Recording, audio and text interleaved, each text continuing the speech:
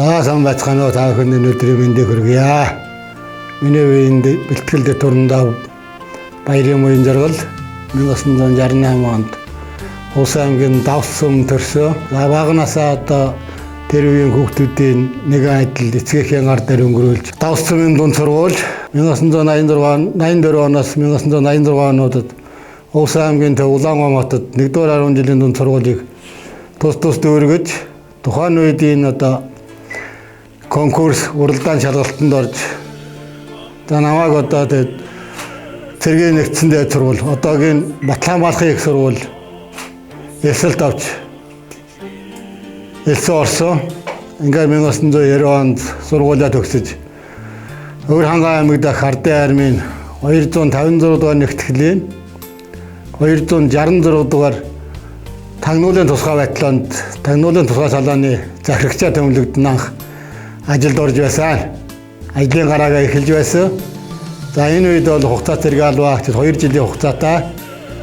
За намайг төлөлд очиход би бол анх 8 сарын 1-ний өдөр 1990 оны 8 сарын 1-ний өдөр 27 зэрэг албаагч хүлээж авснаар ажлын гараагаа эхэлж байсан байдгийг.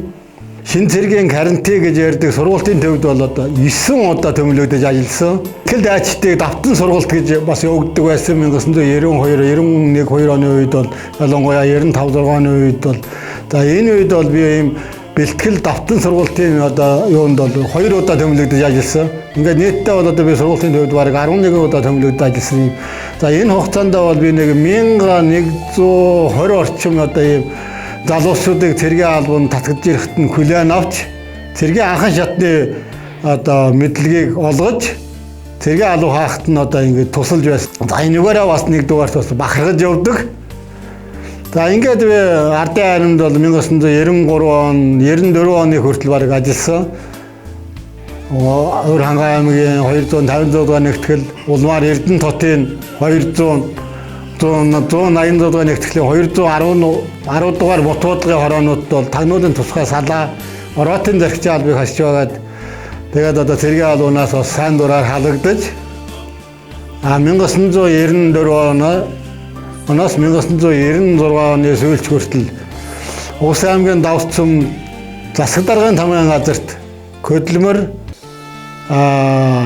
даатгал иргэний бүртгэлийн ийм асуудал хариуцсан түшиглээр одоо 3 жил ажилласан гар хугацаанд ажилласан.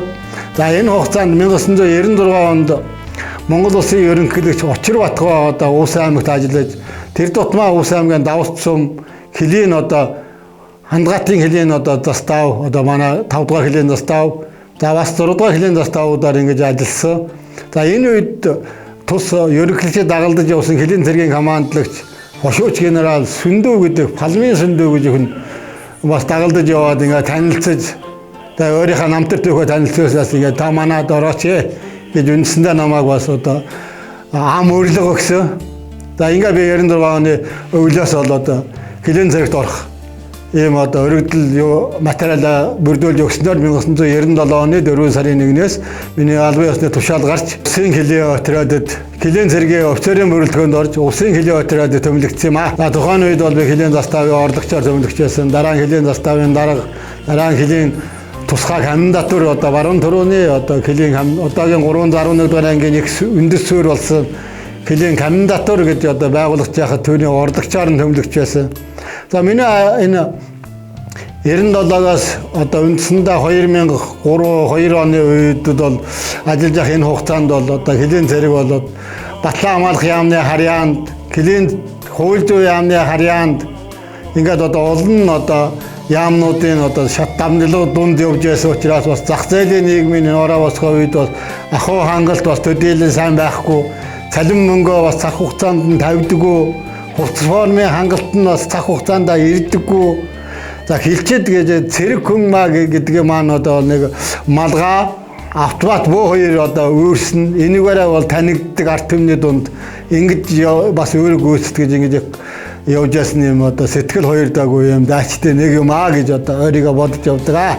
За би бол 2098 оноос үндсэндээ 2007 оны хооронд бол отрядын төвийн комендатур гэсэн нэм одоо газруудад Тэгээ алууны дарга, комендатурын урлагч, салаан дарга гэсэн ийм алуун тушаалууд ажиллаж байлаа.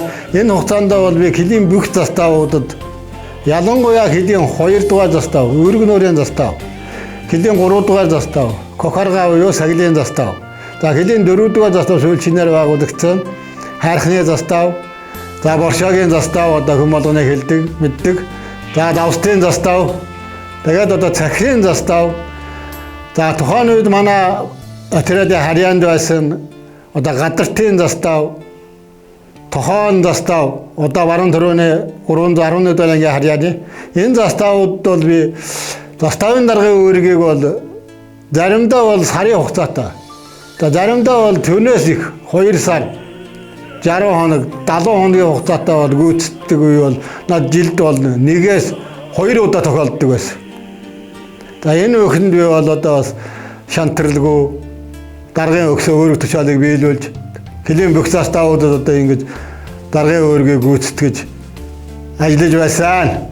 За энэ үхэн маань одоо бас надад энэ цаашид хилийн зэрэгт алуу ажлыг авч явахд одоо маш их одоо туршлага ажлын одоо ийм туршлага болж өгсөн. За энэ 2007 оноос хойш би бол зэвсэг техникийн тасгийн дарга томилогчоос хойш бол одоо хилийн застав үндсэндээ ажиллахаа явдал бол багасж отрядын төвд одоо тэр артал хангалт зэвсэг техник за бусад одоо энэ ажилд бол үндсэндээ зохион байгуулагчийн үүргээр бол оролцдог байсан. За ингээд 2008 оны 11 дугаар сард энгийн захирагчийн урлагч артал хангалтын албаны даргаар Киломох ерөнхий газрын даргын тушаалаар албан ёсоор томилогдож ажилласан. За энэ ажиллаж явах хугацаанд бол 2 удаагийн килийн зөрчлийг бол биечлэн илрүүл саатуулсан.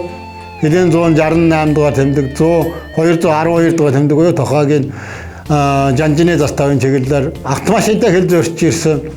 Урал 8 айлах, ан хийх зорилготой ийм одоо 2 килийн зөрчлийг биечлэн килийн мананы бүрэлдэхүүний хамт биечлэн саатуулж хууль зүйн дагуу шийдвэрлэж автомашин ашиглаж байсан дээр буу зэвсгүүд нь бол тухайн үед улсын орлого болж байсан юм одоо.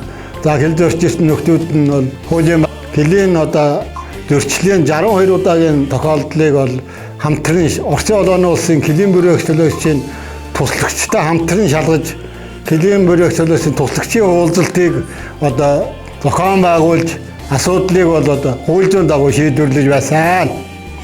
За ингээ 2008 оноос Киломох ерөнхий газрын даргын тушаалаар ангийн захирагчийн урлагч артал хангалтын албаны даргаар томилогдсноор үндсэндээ энэ отрядын удирдлах бүрэлдэхүүнд орж зохион байгуулах, чиглүүлэх, ажлыг төлөвлөх энэ одоо үүрэг надад оногдсон юм аа. За ингээд энэ ажиллах хугацаанд одоо надад бол хариуцсан артал хангалтын одоо зэвсэг техник, хувцас шатхуун, бардаг орон сууц, за хүнс, хөдөөж явах гээд одоо ер нь хамаарлдаггүй одоо тийм алав, тасаг, салбар юм гэж одоо байдгүй байлаа. Тэгээ бүгд л одоо тэгээд одоо би ганц юм хэлж явдаг нөхдүүдтэй хуйлал миний цэрэг гэж би хэлдэг. Хуйлал миний хүү гэж хэлдэг. Өвцөр хошууд цолтой өвцөр байсан ч байлдаг цолтой одоо цэрэг байсан ч хуйлал миний хүү. Хуйлал энэ отрядын цэрэг гэдэг үндснээс би хуйлал миний хүү гэж ингэж ярих дуртай ингэж хэлж ингэж ирсэн. За энэ ажиллаж хугацаанд бол одоо хил хамгаалах байгууллага, төр засаг, ангийн удирдлага бусад зүгээс одоо хил хамгаалах байгууллагыг одоо бэхжүүлэх, чадварыг нэмэгдүүлэх, хил хамгаалах байгууллагын одоо техник хэрэгслийн хүчин чадлыг сайжруулах талаар олон талт арга хэмжээ авч хэрэгжүүлсэн. Цэргийн хэлгээ бол одоо техникийн бэлэн байдлын итгэл зүйр бол үндсэндээ нэг ноол гэдэг энэ үзүүлэлтийг бол бүрэн хангадаг байсан. За учир юу гэвэл хилийн заставууд маань анхандаа бол УАЗ 469 маркийн машинаар хангагч байсан. Дараа нь бол УАЗ Фермер гэдэг одоо ийм миний 2007 оноос бол ийм машинаар бүрэн хангагдсан бүх хилийн заставууд ийм машинтай болсон. Хилийн харуулын дарганаар болно. Хилийн заставын одоо даргаас бус алуун тушаалын өвцөрүүд бол моцикл унлагтай болсон. За агт унлагын талаар бол одоо арга хэмжээ авсны хүчнээр гэлчэд бол агт унлаг бол 1.4 төгрөж одоо 1 гэлчинд оногдох ундгын тоо бол үндсэндээ 1.4 төрсөн. Үндсэндээ 1 гэлчинд бол 2 мөр оногч байна л гэсэн үг. 2 ундагтай болсон гэсэн юм тооцоотой байсан. За ингэж ирсэн. За отеодын төвийн одоо техник шинжилтийн үед бол одоо КАМАЗ, ПАВ, Nissan Patrol, УАЗ 460 Супер, за тэгээ фургон, за сүүлд САМС, цэрэг тээврийн болон ачаа тээврийн ийм одоо автомашинуудаар парк шинжилт хийгдэж үндсэндээ 2,030 та 266 та гац 53 та одоо энэ анги бол бүхий л цэрэг тээвэр, күнс, шат, хувцас, тэр төлс мод, нөөц төлөө бүх одоо ажил амжуулдаг байсан ийм отряд бол одоо техникийн хувьд бол ингэж одоо гүтэн чадан бол нэмэгдэж ирсний төр засгийн бодлогын нэг илрэл энэний хүчинд бол одоо тэр сая миний хэлдэг итгэл зүлийн бэлэн байдал бол одоо дээшилсэн явдал юм аа. За дараагийн одоо юу бол орон сууцны хангалт бол одоо сайжирсан. Хилийн отряд бол одоо үндсэндээ нэг 6 айлын орон сууцтай албаны байсан. Тэгэхдээ бол одоо 6 айлын орон сууц гэж одоо барилгыг худалдан авч засварлаж ашиглалтанд оруулсан ангийн төвдөр хилийн 2 дугаар застав, 3 дугаар застав, 6 дугаар заставууд бол 2 айл тус бүр 2 айлын орон сууцыг бол одоо аж ахуйн тооцоонд шинээр барьж ашиглалтанд оруулсан. Ингэснээр бол орон сууцны хангалт бол үндсэндээ нэг 42 орчим хувиар бол нэмэгдсэн байдаг юм. Ингэснээр бол одоо хилд одоо төмөлөгч ирж байгаа өцөөрөөдөр нөгөө ажиллах, амьдрах тэр байр орчин бол одоо сайжирч өгсөн. Хувцас шатхуун, күнсний хангалтууд байгаа. За хувцсны ноорон хэмжээ бол одоо тэр шатхууны хангалтууд бол одоо мэдээж одоо төсөв хөрөнгө бол нэмэгдсэн. Ганцхан тоо хэлэхэд бол манай анги бол үндсэндээ нэг 35 орчим сая төгрөгийн шатхуун хэрэгэлдэг байсан. 2004 онд бол тэгэхэд 2008 онд бол 80 сая төгрөгийн шатхуун хэрэгэлдэг байсан.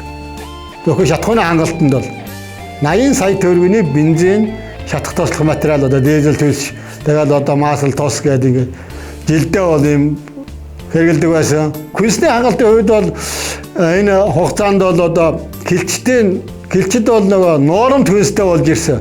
Засгийн газрын 264 дахь тогтоол гарч хилд өргөсөж байгаа хилийн харуулын дарга нар, заставын дарга нар тэгээд одоо отеодын төвөөс хил төвлөлд ажилласан энэ бүрэлдэхүүн бол одоо нуурамт күнсээр хангагддаг болсон. 6 төрлийн одоо хоол хүнсний хангалт авдаг.